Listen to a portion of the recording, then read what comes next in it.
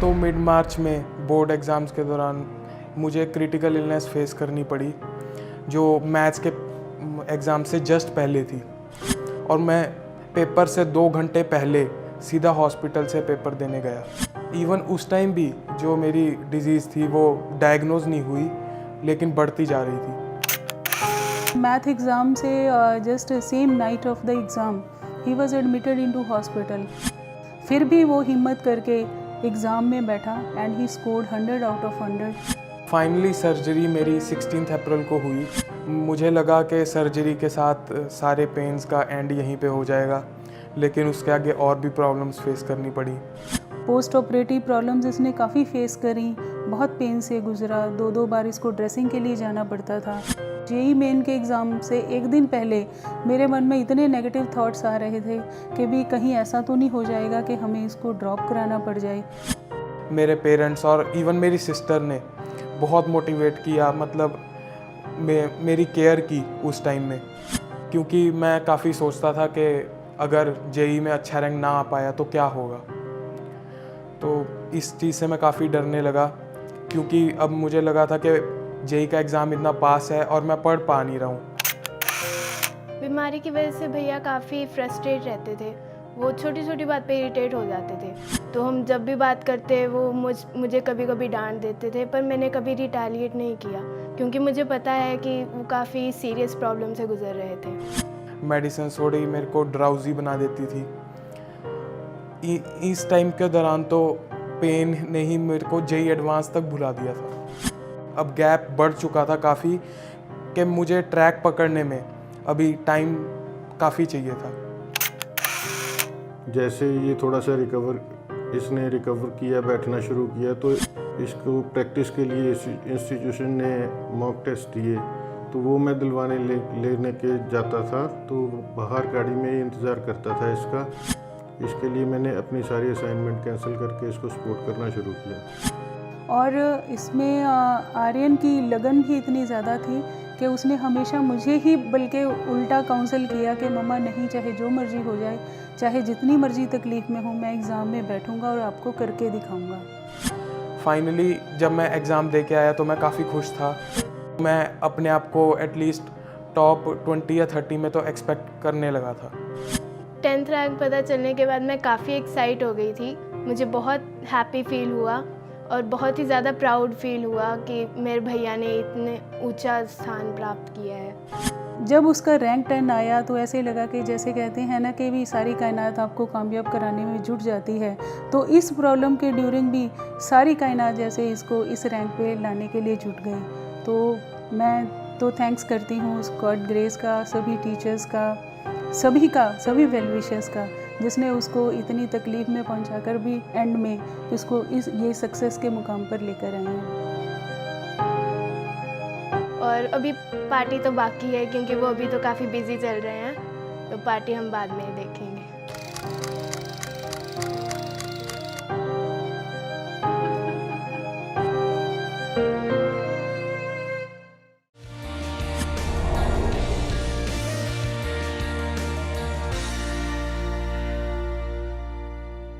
Hi, I'm Neil Aryan Gupta and I have secured All India Rank 10 in JEE Advanced 2018. I scored 310 marks out of 360 marks. And today through Delhi Knowledge Track, I want to share my story and the difficulties I faced during the preparation and all the tips and strategy. मेरी JEE की तैयारी 2014 में शुरू हुई थी, जब मैंने 9th class में पहली बार एक कोचिंग सेंटर ज्वाइन किया। मुझे कुछ प्रॉब्लम्स फेस करनी पड़ी, जैसे इससे पहले तक तो मैं सिर्फ स्कूल ही जाता था, लेकिन अब स्कूल के साथ कोचिंग सेंटर भी ज्वाइन करना पड़ा और एक्स्ट्रा होमवर्क्स आए और साथ में टाइम मैनेजमेंट मुश्किल हुई। इस कारण मेरी स्टार्टिंग में परफॉर्मेंस अच्छी नहीं आ पाई, लेकिन धीरे धीरे मैंने टाइम मैनेजमेंट अपनी सुधारी। मैंने स्कूल का काम स्कूल में ही ख़त्म करना शुरू किया और इंस्टीट्यूट का काम भी करने लगा। धीरे धीरे मेरे रैंक्स अच्छे हुए और मैं एक पिछड़े हुए बैच से एक एडवांस बैच में शिफ्ट हो गया अपने रैंक्स के कारण। ऐसे ही उधर एडवांस बैच में जाकर मुझे पता लगा कि अभी तो कंपटीशन और भी ज़्यादा है, अभी तो मैं अच्छे दिमाग वाले बच्चों से मिला ही नहीं हूँ। वहाँ पर जाके मुझे थोड़ा कॉम्प्लेक्स हुआ, लेकिन साथ में मोटिवेशन भी आई कि मुझे बढ़िया परफॉर्म करना है। तो मैंने मेहनत अपनी और बढ़ा दी, मैं पूरे टाइम पढ़ने लगा और थोड़ी सोशल लाइफ ज़रूर कम हो गई, लेकिन उतना तो चलता है। ऐसे ऐसे मेरी रैंक्स इम्प्रूव हुई, तब मैं थोड़ा एनटीएससी ओरिएंटेड था, तो मैं एनटीएससी की तैयारी ज़्यादा करता था। मुझे प्रॉब्लम्स आती थी एसएसटी बायो में, लेकिन अब तो वो जा चुकी हैं। एनटीएससी स्टेज 1 मैंने अच्छे नंबरों से क्वालिफाई किया, बट एनटीएससी स्टेज 2 के लिए एनटीएससी स्टेज 2 11th में के टाइम पर दिया जाता है, तो उस टाइम मैं थोड़ा 11th की पढ़ाई में बिज़ी हो गया, प्लस एसएसटी में मेरा ध्यान नहीं था, तो मेरा स्टेज 2 0.67 मार्क्स से रह गया। इस चीज़ से मुझे काफ़ी दुख हुआ, काफ़ी धक्का लगा, क्योंकि ये पहला ऐसा एग्ज़ाम था जिसमें मैंने फेलियर फेस की थी। ये पहला इम्पॉर्टेंट एग्ज़ाम था। इसके बाद से मुझे रियलाइज़ होना शुरू हुआ कि अगर ऐसी फेलियर मैं किसी आगे बड़े एग्ज़ाम जैसे जेई में फेस करना पड़ गया तो मेरा क्या होगा। मुझे डर लगने लगा, तो मेरे पेरेंट्स ने मुझे सपोर्ट किया और मुझे हिम्मत दी कि तुम्हारा ब्रेन बहुत अच्छा है, अगर तुम अभी से भी मेहनत शुरू करोगे तो बहुत अच्छा परफॉर्म कर पाओगे। तो तब मैंने अपनी मेहनत डबल ही कर दी ऑलमोस्ट। मैं पूरे टाइम अब क्योंकि सब्जेक्ट्स फिज़िक्स केमिस्ट्री मैथ पे रहने लगे थे, तो अब मैं हर एक कंसेप्ट को ढंग से जान सकता था। मैंने एक्स्ट्रा रेफरेंस बुक्स खरीदी, उन्हें पढ़ने लगा, जहाँ से जितनी नॉलेज मैं ले सकता था उतनी लेने की कोशिश करता रहा।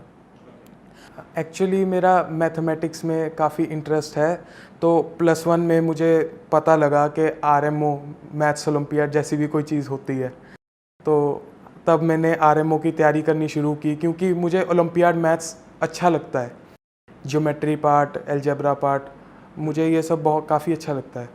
तो तब मेरी मुलाकात मिस्टर अजय लखीना सर से हुई, वो मेरे मेंटर रहे।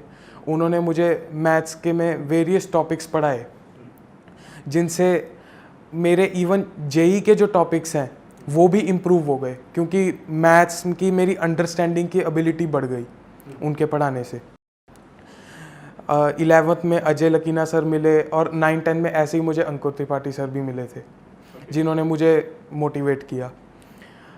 तो ऐसे मेरी मैथ्स में इंटरेस्ट बढ़ गया, और फिज़िक्स भी, द कैलकुलस पार्ट, वो भी मैथ से ही रिलेटेड है, मतलब मैथमेटिकल टूल्स जो रिक्वायर्ड हैं। तो साइड बाय साइड मेरी फ़िज़िक्स भी इम्प्रूव हो गई।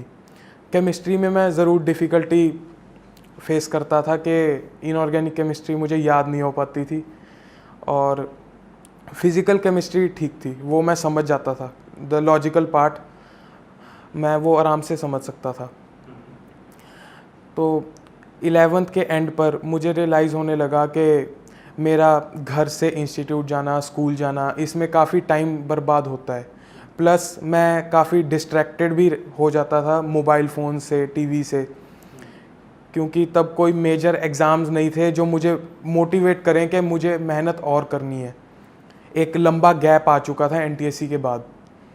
तो मैंने डिसाइड किया 12th में कि मैं हॉस्टल ज्वाइन कर लूँ, मोबाइल फ़ोन्स और टीवी से दूर, और सारी सोशल नेटवर्किंग साइट्स और ऐसी सभी चीज़ों से दूर। तो 12th क्लास में मैंने हॉस्टल ज्वाइन किया, और मैंने देखा कि उधर ज़्यादा कुछ करने को है नहीं है मेरे लिए। मैं थोड़ा बोर भी फील होता, तो बोरियत के टाइम में भी मैंने पढ़ना शुरू कर दिया, मेरा इंटरेस्ट बनने लगा। और क्योंकि मैथ्स मेरा फेवरेट सब्जेक्ट है, तो मैं रिक्रिएशन में भी मैथ के प्रॉब्लम सॉल्व करता था गाने सुनते हुए। तो ऐसे ऐसे मेरे पढ़ाई के आवर्स बढ़ गए। इससे मुझे फ़ायदा ज़रूर मिला, लेकिन मैंने नोटिस किया कि चाहे मैं पढ़ाई के आवर्स बढ़ाऊँ या कम करूँ, मेरा रैंक मॉक टेस्ट में एक पर्टिकुलर पॉइंट से ऊपर जा नहीं रहा था। तो मैंने अपने पढ़ाई के आवर्स थोड़े कम किए, और देखा कि मेरे रैंक थोड़े इम्प्रूव हुए, लेकिन उतने ज़्यादा इम्प्रूव नहीं हो पाए। तब मैंने योगा और मेडिटेशन भी शुरू की, उससे भी इम्प्रूवमेंट आई रैंक्स पे, लेकिन मैं टॉप फिर भी नहीं कर पाया। तो मैंने फाइनली एक फार्मूला ढूंढने की कोशिश करता गया मैं कि कैसे मैं एटलीस्ट मॉक टेस्ट में ही टॉप करूं, क्योंकि मैं ज़्यादातर फर्स्ट रैंकर रहा नहीं हूं। तो मैंने रिक्रिएशनल और अपना जो टाइम है अपने दोस्तों से बातें करने, वॉक करने और ऐसे ही मतलब बातों में लगाना शुरू किया। ये नहीं कि पढ़ाई छोड़ दी, दोनों को वेटेज दी जितनी उनको मिलनी चाहिए। सेल्फ स्टडी बहुत इंपॉर्टेंट है, मैं उसको मना नहीं कर रहा, लेकिन मैंने तब रिक्रिएशन को टाइम देना शुरू किया, खुश रहना शुरू किया। आर्ट ऑफ लिविंग से मुझे ये सीख मिली, क्योंकि एक प्रोग्राम मैंने ज्वाइन किया था आर्ट ऑफ लिविंग का। मैं उस टाइम मतलब मेरी हैप्पीनेस पीक पे थी, पढ़ाई थोड़ी सेक्रीफाइस ज़रूर हुई उन 5-6 दिन, लेकिन मैंने नोटिस किया कि मेरा टेस्ट तो यूजुअल से भी बहुत अच्छा गया है। तो वहाँ से मुझे हिंट मिला कि कमी मेरी पढ़ाई में नहीं है, मेरे लाइफस्टाइल में है। तो वहाँ से मैंने ऐसी एक्टिविटीज़ करनी शुरू कर दी जिससे मैं खुशी खुशी अपना मतलब ज़िंदगी लीड ऑन कर रहा था। तो ऐसे मेरी रैंक्स फिर 1-2 आनी शुरू हुई। ये टाइम है नवंबर-दिसंबर का।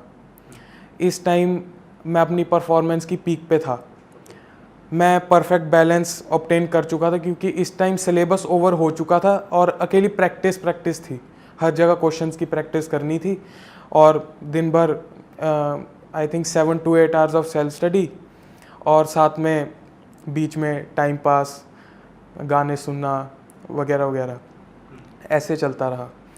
मैंने ओलंपियाड्स भी दिए इस टाइम और वो बहुत अच्छे हुए। KVPY भी दिया था, वो भी बहुत अच्छा गया। लेकिन ये टाइम भी ज़्यादा देर रहा नहीं, क्योंकि जब मैं अपनी परफॉर्मेंस की पीक पे था उसके बाद बोर्ड एग्ज़ाम्स के time in February, actually in March, in mid मार्च मुझे एक क्रिटिकल मेडिकल इलनेस हो गई, जिसके कारण मैं प्रॉपरली बैठ नहीं सकता था, पेनफुल होता था बैठना। और पढ़ाई के लिए तो बैठना ही सबसे इम्पॉर्टेंट चीज़ है, सिटिंग ही इतनी ज़्यादा होती है, आप लेट के उतनी अच्छी प्रोडक्टिविटी नहीं ला सकते पढ़ाई में। तो मैंने किसी तरीके से अपना मैथ्स का बोर्ड एग्ज़ाम दिया, वो उस टाइम पेंडिंग था और वो नो डाउट अच्छा ही गया, क्योंकि मैंने हिम्मत रखी कि मैं तब किसी तरह ये 3 आवर्स पास कर लूँ। मुझे ये मतलब नहीं था कि एग्ज़ाम कैसा गया, मैं चाहता था बस वो 3 घंटे निकल जाएं बैठने के। उसके बाद हमने डॉक्टर्स को कंसल्ट भी किया। तो एक्चुअली JEE मेंस तब आ रहा था, उसकी डेट काफ़ी नियर थी, 8 अप्रैल। तो डॉक्टर्स ने डिसाइड किया कि मुझे कंजर्वेटिव ट्रीटमेंट पे डाला जाए, क्योंकि जो मेरी बीमारी थी उसके लिए सर्जरी ही ओनली ट्रीटमेंट था, और सर्जरी मैं उस टाइम करा नहीं सकता था, क्योंकि फिर तो JEE मेंस में बैठना बहुत मुश्किल हो जाता। इससे ज़्यादा अच्छा कि अभी बिना सर्जरी के मैं थोड़ा पेन झेलूँ बजाय कि विद सर्जरी, और JEE मेंस और अपना फिज़िकल एजुकेशन का पेपर दे दूँ। तो ऐसे JEE मेंस मैंने निकाला, उसमें मेरे इतने अच्छे मार्क्स आ नहीं पाए, क्योंकि बीच में मुझे काफ़ी ज़्यादा पेन उठ पड़ा था। मैं 15 मिनट तो मतलब स्टेबलाइज होने में ही लग गए मुझे, उतने में टाइम वेस्ट हो गया। तो फाइनली 16 अप्रैल मेरी सर्जरी हुई। उसके बाद पोस्ट ऑपरेटिव केयर चली, तो 2 to 3 वीक्स में लगातार लेटा रहा उल्टा। और तब मेरे teachers, specially mister Sandeep sir, वो मुझे काउंसिल करते थे, फ़ोन पे गाइड करते थे, और इवन मैंने अपने कोचिंग सेंटर से कांटेक्ट भी किया और वहाँ से मुझे डेली बेसिस पे मटेरियल्स मेल होते थे। तो मैं अपने साइड पे फ़ोन रख कर वहाँ से प्रॉब्लम्स देख कर उन्हें सॉल्व करता लेटे लेटे, जितना मेरे से हो पाता मैं उतना पढ़ता। फाइनली मई की फर्स्ट वीक में मैंने धीरे धीरे बैठने की प्रैक्टिस शुरू की। पहले 1 घंटा, फिर 2 घंटे, धीरे धीरे बैठने की बन पाई, क्योंकि मन में ही डर रहता है कि हमने ऑपरेशन कराया है, तो बैठने में वो डाउटनेस ही रहती है कि कुछ हो जाएगा, यह रिस्की काम है अभी। तो उसके बाद मैंने डिसाइड किया कि अब ज़्यादा मॉक टेस्ट पे ध्यान नहीं देना, क्योंकि टाइम बहुत कम बचा है। तो मैंने डिसाइड किया कि मैं पुराने पेपर्स JEE के जितने भी हैं, आई थिंक 11 पेपर्स 2007 ऑनवर्ड्स, वो मैंने नेट पे ढूंढे और कंप्यूटर पे ऑनलाइन टेस्ट सीरीज़ ज्वाइन कर ली एक, और उस पे अटेम्प्ट करता गया टाइम्ड मैनर में सारे। वो अटेम्प्ट करने से दो चीज़ें हुई कि एक तो कॉन्फिडेंस बूस्टअप हो गया मेरा, क्योंकि जेई एडवांस के जो पेपर्स हैं उनमें मार्क्स स्कोर अच्छे आते थे, क्योंकि एक तो प्रॉब्लम से हम फेमिलियराइज थे, तो उससे ना खुद को एक बूस्ट मिल गया कि मेरे बहुत अच्छे मार्क्स आ सकते हैं, कि मैं टॉपर के नियर स्कोर कर रहा हूँ एक्चुअल में, जो एक्चुअल टॉपर रहा उस साल का। और साथ में मेरा सिटिंग का कॉन्फिडेंस भी बन गया। मेरे को पहले 2 पेपर देने के बाद मैं अपनी बीमारी के बारे में भूल ही गया, मतलब मुझे ध्यान ही नहीं रहा कि मुझे प्रॉब्लम है बैठने की। मैं बस टेस्ट देने बैठता, पहले 5 मिनट थोड़ा हिलता डुलता, तकलीफ़ होती, लेकिन जैसे ही शुरू करता प्रॉब्लम सॉल्व करनी उसके बाद भूल जाता। तो वो 3 घंटे का पेपर कैसे निकल गया मुझे पता भी नहीं लगता था। ये मॉक टेस्ट ने ही, मतलब जेई के पुराने पेपर्स ने सबसे ज़्यादा हेल्प की है मुझे। और इन लास्ट दिनों में मैंने एक और डिसीजन लिया कि मैंने अपने पिछले 2 साल के जितने भी टेस्ट पेपर्स दिए थे मैंने वो सभी निकाले और अपनी पुरानी गलतियां देखी, सिली मिस्टेक्स। मेरे टीचर्स भी मुझे बोलते थे कि अपनी मिस्टेक्स पे गौर करना सबसे इम्पॉर्टेंट पार्ट है, क्योंकि अब तुम नॉलेज वाइज तो फुल हो, तुम्हारे कंसेप्ट भी स्ट्रॉन्ग है, सिर्फ जो सिली मिस्टेक्स है ना तुम्हारी, वो तुम्हारे मार्क्स कम कराती हैं। नॉलेज वाइज कोई कमी नहीं है। तैयारी भी बहुत की हुई थी मैंने, मुझे भी ये रियलाइज़ हुआ, तो मैंने काफ़ी टाइम लगाकर अपने सारी गलतियां देखी कि किस किस कारण कौन सी हुई। मैंने मतलब क्योंकि टेस्ट तो मैंने दिए ही हुए थे, तो वो क्वेश्चंस रीड करके मुझे याद आता गया, हाँ तब मैंने क्या सोचा था। तो ऐसे मुझे अपनी सारी वाइड वैरायटी ऑफ मिस्टेक्स पता लग गई। और पेपर के दौरान जो एक्चुअल डे ऑफ पेपर था 20th में, उस दिन मेरे से ऐसी कोई गलती नहीं हुई। मैंने पिछली कोई भी अपने 2 साल में 200-300 टाइप्स ऑफ मिस्टेक्स जो की होंगी, उस टाइप की कोई भी नहीं की। मैं ये तो नहीं कहा कि मेरा पूरा एरर फ्री पेपर गया, लेकिन मुझे अच्छा लगा कि मैंने अपनी यूजुअल मिस्टेक्स बिल्कुल नहीं की उस पेपर में। तो इस बात का मुझे सबसे ज़्यादा बेनिफिट हुआ। तो अब मैं आपसे डिस्कस करूंगा कि जेई की प्रिपरेशन में मैंने डिफरेंट सब्जेक्ट्स की तैयारी कैसे की। तो फर्स्ट ऑफ ऑल फ़िज़िक्स के लिए तो मैं ये कहूँगा कि मेरे टीचर्स ही मेरे लिए काफ़ी थे। मैं उनसे डाउट्स लेता था, लेकिन वो पूरी तरह सफिशेंट नहीं था मेरे लिए, क्योंकि फ़िज़िक्स मेरे को ग्रैस्प करने में टाइम ज़्यादा लगता था। लेकिन एक बार अगर मुझे कॉन्सेप्ट समझ में आ गया तो फिर किसी प्रॉब्लम में दिक्कत नहीं आती थी। तो कुछ टॉपिक ऐसे थे कि मैं टीचर से 1 बार समझूं या 2 बार समझूं तो क्लियर नहीं हो पाते थे, तो मैं इसके लिए यूट्यूब पे MIT फ्रेशमैन कोर्स का वॉल्टर लुइन के लेक्चर्स रेफ़र करता था। वो काफ़ी डिटेल्ड होते थे और थोड़ा जेई से एक्स्ट्रा तो होता ही था, लेकिन उतनी नॉलेज की रिक्वायरमेंट है भी कि अगर हम थोड़ा बॉर्डर से आगे भी जाएं, जेई के सिलेबस के बॉर्डर से उतना जाना भी ज़रूरी है। उनसे मुझे काफ़ी हेल्प मिली। और अगर किसी कंसेप्ट के बेसिक्स में मुझे डाउट है तो मैंने खान एकेडमी की वीडियो भी रेफ़र की, क्योंकि उससे बेसिक्स काफ़ी अच्छे हो जाते हैं। फ़िज़िक्स में फार्मूला बेस्ड अप्रोच तो मेरे कभी काम नहीं आई। इवन मैकेनिक्स टाइप, इसमें मुझे हमेशा रियल लाइफ एग्जांपल से रिलेट करना पड़ता था, तो जाकर अंडरस्टैंडिंग डेवलप होती थी। तो चैप्टर जैसे इलास्टिसिटी, साउंड वेव्स, इनमें मुझे करने में दिक्कत आती थी, क्योंकि विजुअलाइजेशन की प्रॉब्लम थी कि एक्चुअली हो क्या रहा है। और ये एक्सपेरिमेंट तो देखा भी नहीं, मतलब खुद परफॉर्म भी नहीं कर सकते थे। मैकेनिक्स तो चलो हम कोई चीज़ सिंपल वे में ट्राई कर सकते थे घर पे या इवन क्लासरूम में। तो फिज़िक्स के लिए अगर थ्योरी रेफ़र करनी हो बेसिकली तो HC वर्मा काफ़ी अच्छी बुक है, मैं उसको थ्योरी के लिए रेफ़र करता था, in addition to those lectures, MIT lectures. और प्रॉब्लम सॉल्विंग के लिए इरोडोव, और अगर आप उससे भी आगे जाना चाहें तो क्रोटोव का एक अच्छी किताब है, उसमें थोड़े हायर लेवल प्रॉब्लम्स हैं फ्रॉम इरोडोव।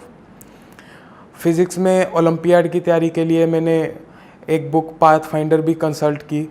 वो बुक में काफ़ी हाई लेवल प्रॉब्लम्स रहती हैं और वो टाइमली कंप्लीट भी नहीं हो सकती, उसके लिए बहुत टाइम चाहिए आपको एटलीस्ट 2-3 ईयर्स तो अकेले बुक को करने में लग जाएंगे, इंक्लूडिंग द टॉपिक्स। तो मैं अपने टीचर से क्वेश्चंस मार्क करवा लेता था और वही स्पेसिफिकली क्वेश्चंस अटैम्प्ट करता था, क्योंकि वो जेई के अंदर भी होते थे और साथ में ओलंपियाड की भी साइड बाय साइड तैयारी हो रही थी इन क्वेश्चंस को सॉल्व करने से। तो जैसा कि मैंने कहा कि फ़िज़िक्स में मुझे कंसेप्ट्स ग्रास्प करने में टाइम लगता है, तो मैं फ़िज़िक्स को मेजर पोर्शन देता था अपने दिन का। हालांकि मुझे रिक्रिएशन टाइम में मैं मैथ्स ही करता था, लेकिन फ़िज़िक्स को की मेरी रिक्वायरमेंट थी, क्योंकि जेई के लिए हमें तीनों सब्जेक्ट्स को इक्वल वेटेज देनी होती है। अगर आपका कोई एक सब्जेक्ट अच्छा है तो ज़रूरी नहीं कि आप जेई में अच्छा कर पाएंगे, उसके लिए आपके तीनों सब्जेक्ट्स की प्रैक्टिस होनी ज़रूरी है। फ़िज़िक्स में कुछ टॉपिक्स थे ऐसे जो 12th क्लास के थे, जैसे एटम्स एंड न्यूक्लियस तो और रेडियो एक्टिविटी। इन चैप्टर्स में क्या था कि कैलकुलेशन पार्ट बहुत ज़्यादा होता है, इवन 4 to 5 डेसिमल प्लेसेस तक हमें रिक्वायर्ड होता है कि हम कैलकुलेट करें, क्योंकि ये चैप्टर ही ऐसा है और मैटर करते हैं, आंसर उन पॉइंट की वैल्यू से ही चेंज होता है। तो ये काफ़ी टाइम कंज्यूमिंग रहते थे, इसलिए ये चैप्टर मुझे मुश्किल लगते थे। प्लस जो क्वांटम थ्योरी वाला पार्ट है वो हम अभी से तो खुद पूरा समझ सकते नहीं। इवन उसके बारे में तो कहा भी ये जाता है कि जो कहता है वो जो समझ गया क्वांटम थ्योरी, वो एक्चुअली समझा नहीं है उसको।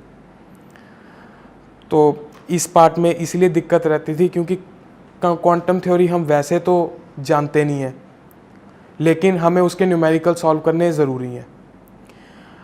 और फिज़िक्स के लिए तो मेनली सेल्फ स्टडी ज़्यादा इम्पॉर्टेंट है बजाय कि कोचिंग से, क्योंकि आफ्टर ऑल न्यूमेरिकल्स के लिए प्रैक्टिस की ज़्यादा ज़रूरत है। जितनी ज़्यादा प्रैक्टिस करोगे उतना मल्टीप्लिकेशन की या उतने कंसेप्ट रिवाइज की या फार्मूलाज की उतनी ही ज़्यादा आपकी कंटिन्यूटी डेवलप होगी, आप उतनी जल्दी क्वेश्चन सॉल्व कर पाएंगे। प्रैक्टिस फिज़िक्स के लिए सबसे ज़्यादा ज़रूरी पार्ट है। तो फॉर केमिस्ट्री अगर तैयारी के लिए मुझे कुछ कहना है तो ओवरऑल कुछ बोलूँ तो एनसीईआरटी सबसे इम्पॉर्टेंट पार्ट है। एनसीईआरटी बुक्स तो एटलीस्ट द मिनिमम रिक्वायरमेंट है जेई के लिए, और सफिशेंट भी है, minimum and sufficient both. Physical chemistry सबसे इम्पॉर्टेंट पार्ट है केमिस्ट्री का, क्योंकि ये सबसे ज़्यादा लॉजिकल है तीनों में से, फिज़िकल, ऑर्गेनिक और इनऑर्गेनिक में से। और फिज़िकल केमिस्ट्री में जो एटम्स एंड स्ट्रक्चर का चैप्टर है वो पढ़ते पढ़ते आपका फिज़िक्स का पार्ट भी रिवाइज हो जाता है। मतलब फ़िज़िक्स में उल्टा इसके कारण रिवाइज हो जाता है। अगर आप इसको एक बार अच्छे से पढ़ लेंगे तो आप +2 में जो फिज़िक्स का चैप्टर आएगा उसको आप चाहे स्किप भी कर दें, वो बेनिफिशियल रहेगा और उस टाइम को प्रैक्टिस में इस्तेमाल कर सकते हैं। फिज़िकल केमिस्ट्री के लिए अगर न्यूमेरिकल्स अगर थ्योरी आपको एक्स्ट्रा पढ़नी हो तो आप एक book university chemistry bye Bruce महान उसको रेफ़र कर सकते हैं। इसमें जेई से काफ़ी आगे तक का डेटा है, लेकिन जो इंटरेस्टेड हैं या जिनके पास टाइम काफ़ी है अभी जेई की तैयारी के लिए तो वो इसको पढ़ सकते हैं। और अगर आप थोड़ा एक्स्ट्रा पढ़ेंगे तो आपको जेई में फ़ायदा ही मिलेगा।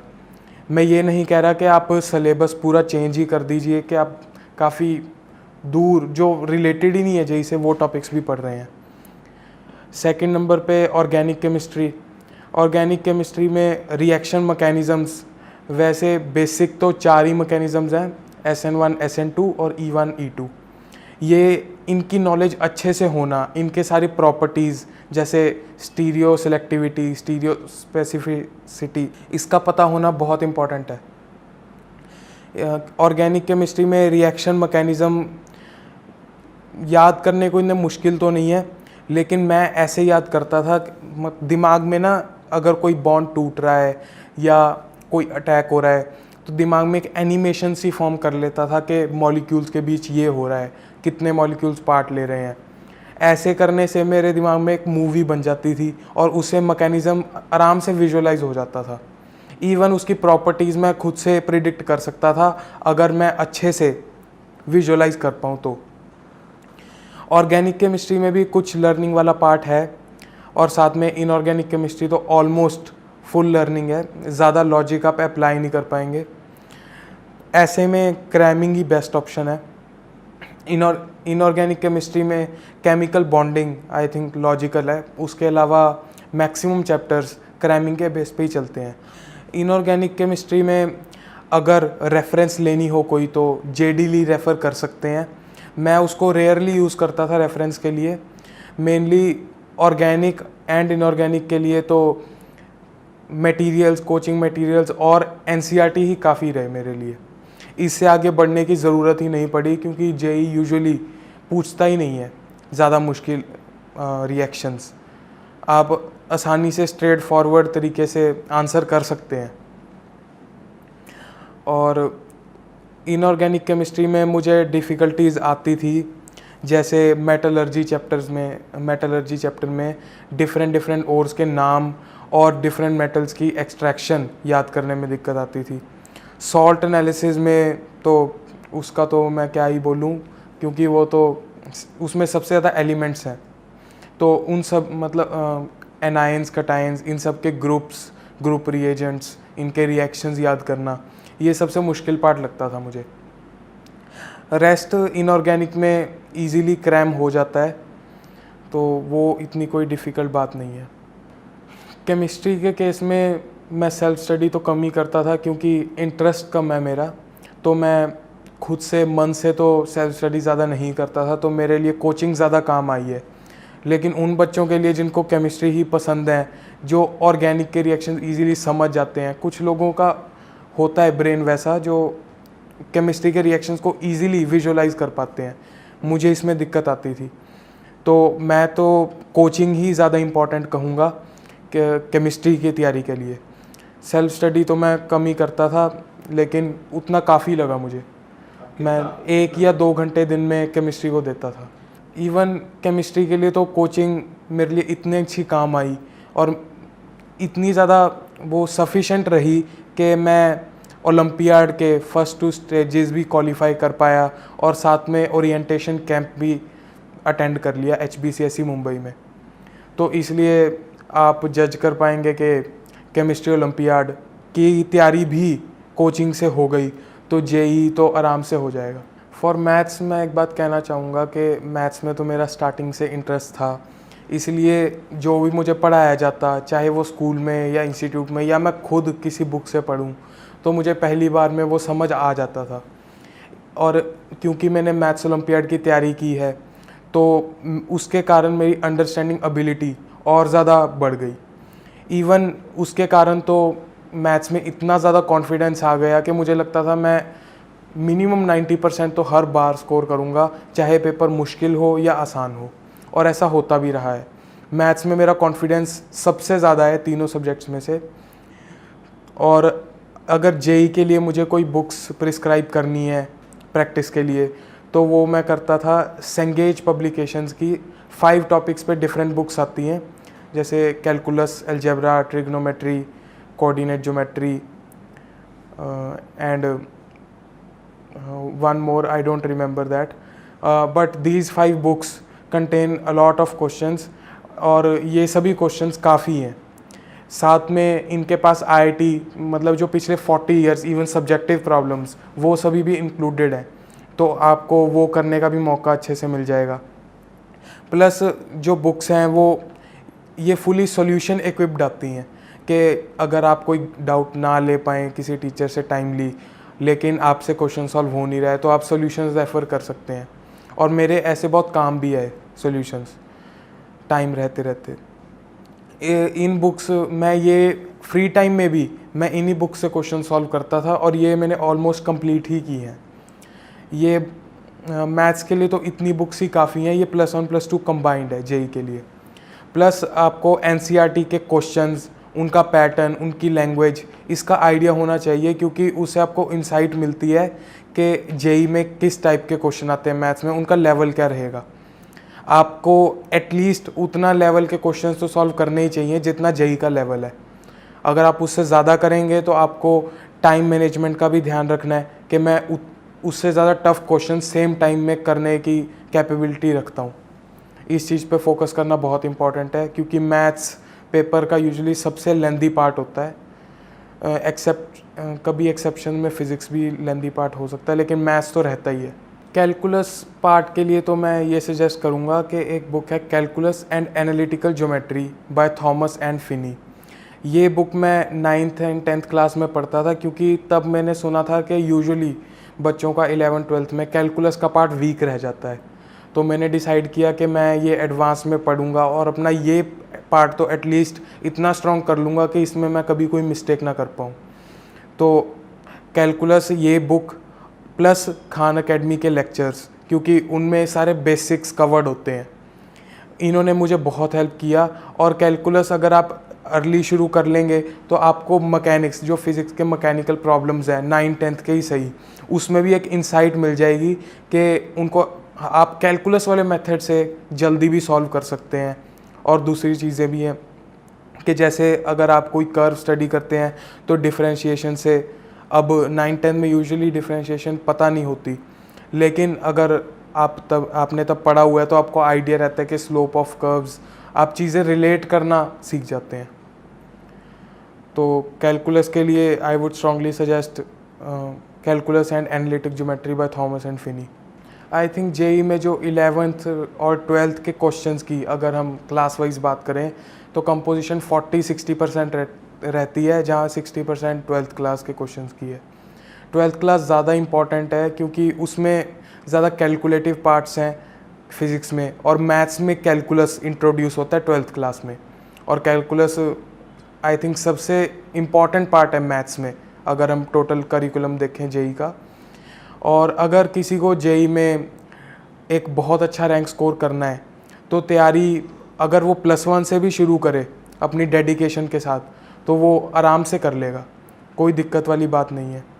और लेकिन अगर आप +1 से पहले शुरू करेंगे तो ऑफ कोर्स आपको एक्स्ट्रा बेनिफिट तो मिलेगा ही, क्योंकि आप वही सेम टॉपिक्स एक्स्ट्रा डिटेल में थोड़ा जेई के सिलेबस से बाहर जाकर अपने क्लैरिटी के अकॉर्डिंग अपने टाइम लेकर अंडरस्टैंड कर पाएंगे, बजाय कि आप 11th और 12th में किसी के पढ़ाने की स्पीड के साथ चलकर उसे मैच करके समझे।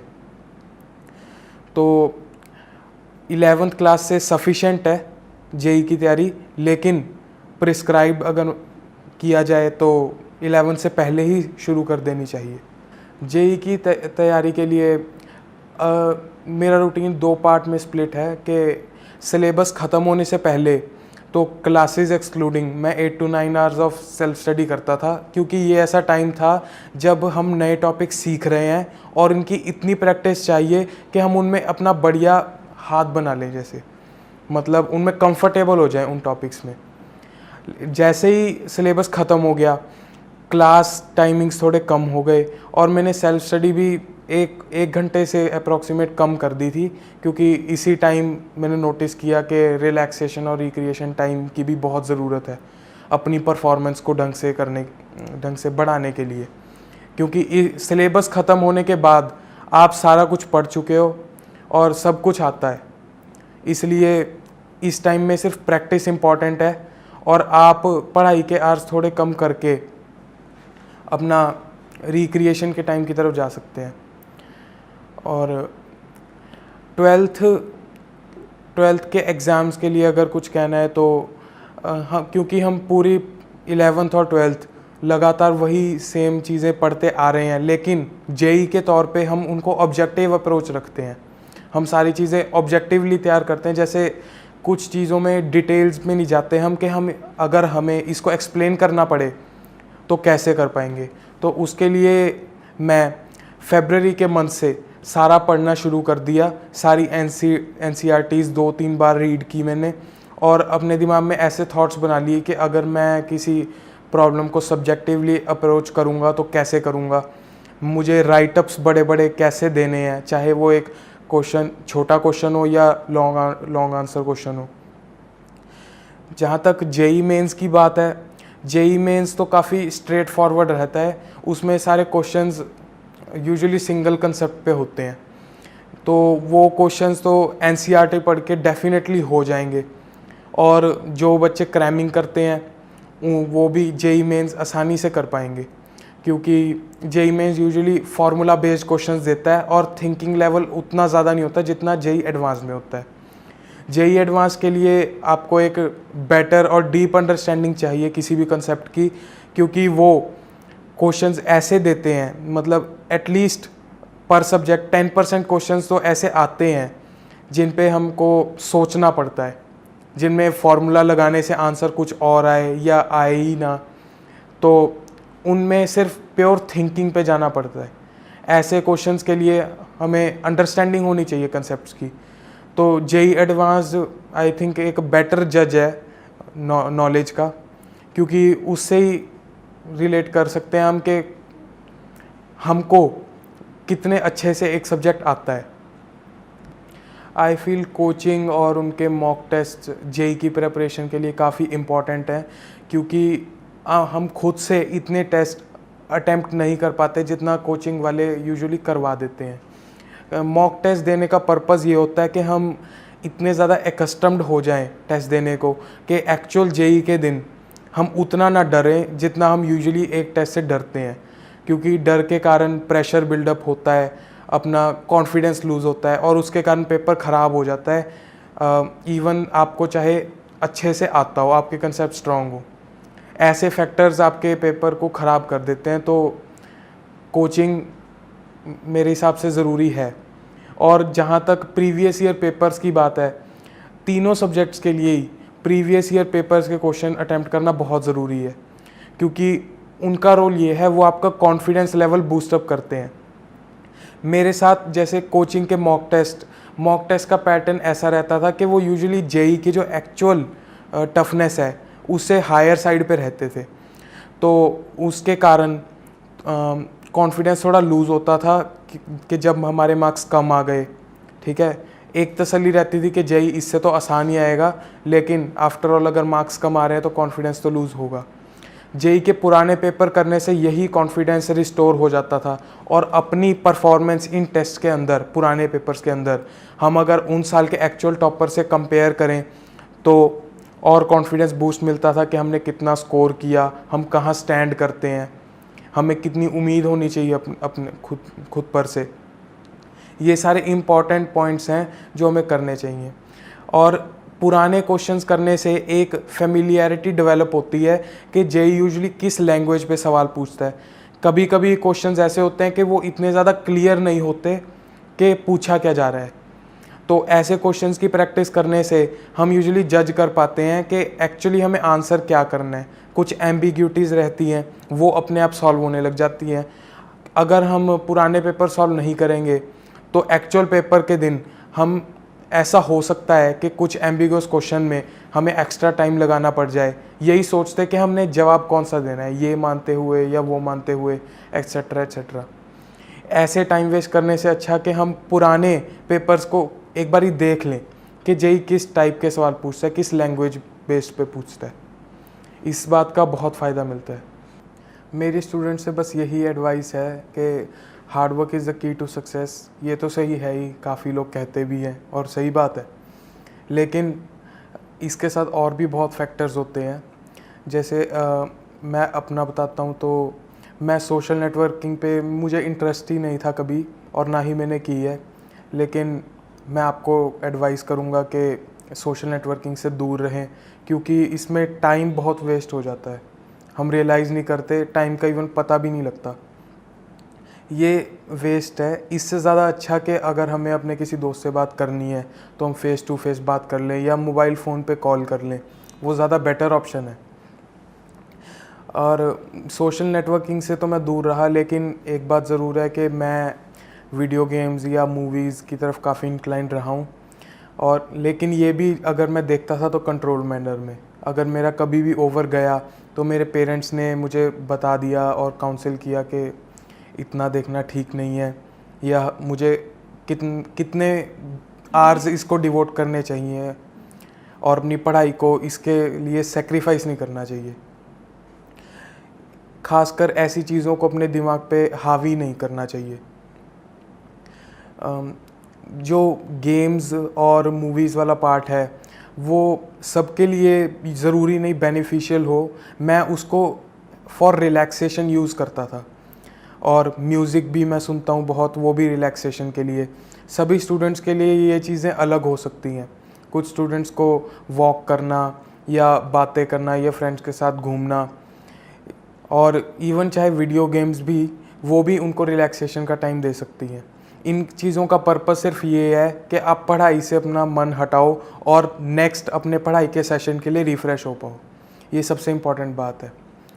और कुछ टिप्स एग्ज़ामिनेशन हॉल के लिए कि यूजुअली जेई के लिए हमें इंस्ट्रक्शन दी जाती है कि हम एटलीस्ट 45 मिनट्स पहले जाके अपनी सीट पर बैठ जाएं।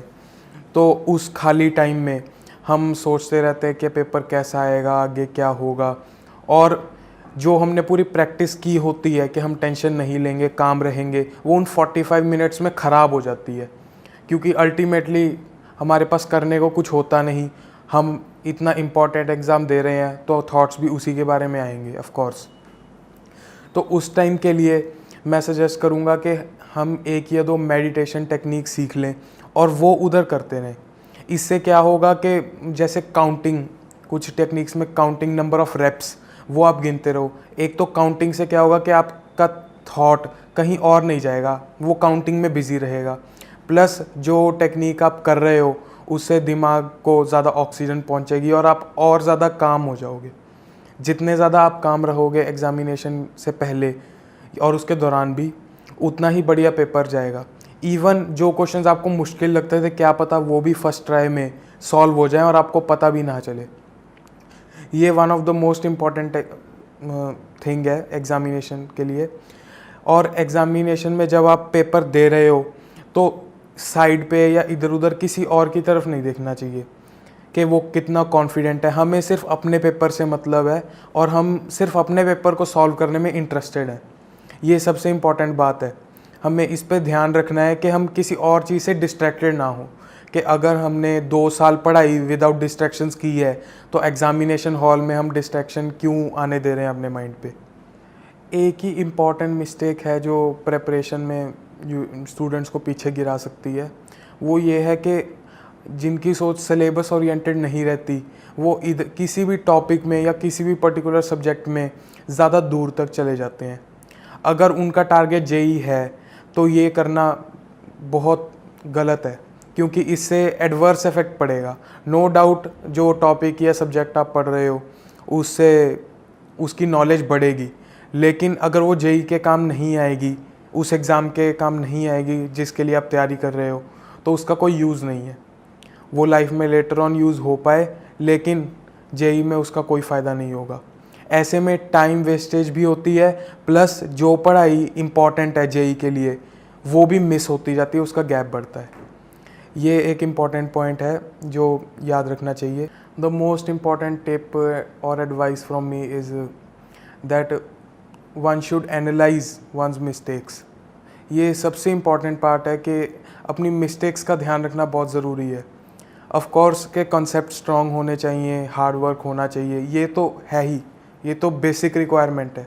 इसके एडिशन में हमको अपनी मिस्टेक्स का ध्यान रखना चाहिए, क्योंकि जेई जैसे एग्ज़ाम में प्रेशर में आकर हमसे वो गलतियां हो जाती हैं जो मतलब हमारे नॉलेज बेसिस के कारण नहीं है, वो सिर्फ इसलिए होती हैं। जैसे for example calculation mistake, calculation mistake एक ऐसी मिस्टेक है कि आप जानबूझ के या हड़बड़ी के कारण तो नहीं कर रहे, लेकिन लिखने के कारण ना लिखने के कारण जो आपसे हो रही है, ऐसी मिस्टेक्स की कैटेगरी को सिली मिस्टेक से रेफ़र करते हैं। बेसिकली ये सिली मिस्टेक दूर करने का तरीका तो सिर्फ यही है कि आप जो अपनी पुरानी मिस्टेक्स हैं जो आप करते हैं मॉक टेस्ट में, इसलिए मॉक टेस्ट भी ज़रूरी है, उनको रिव्यू करते रहें कि किस टाइप की गलतियां की और उनको रिपीट बिल्कुल नहीं होने देना।